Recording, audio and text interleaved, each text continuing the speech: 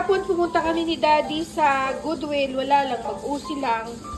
Then naghahanap kami ng isusot ni Dindy para dun sa musical theater club. Kailangan niya ng black and white. Pero itong nabili namin. Bago pa siya, no, Daddy?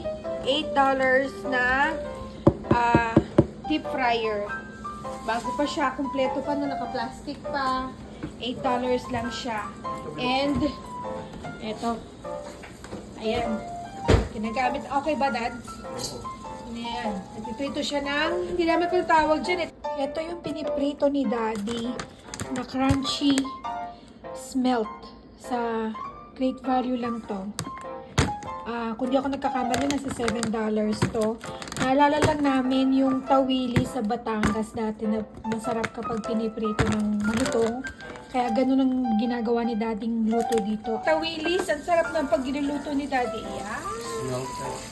Melt. Tapos nilalagyan niya ng flour. Ito na siya. Tawilis, crunchy tawilis. Ito yung ginagamit namin ngayon currently. Bigay ito ng Ate Marisa ko. Pero ito wala siyang takip. Kaya ito, ayan, mapapalitan na siya. Kasi diba, mas maganda. Wow, $8. Magkano yun sa Amazon? Chinek mo? Check natin.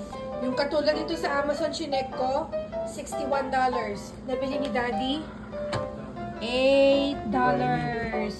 Brand new. Woohoo! Good deal.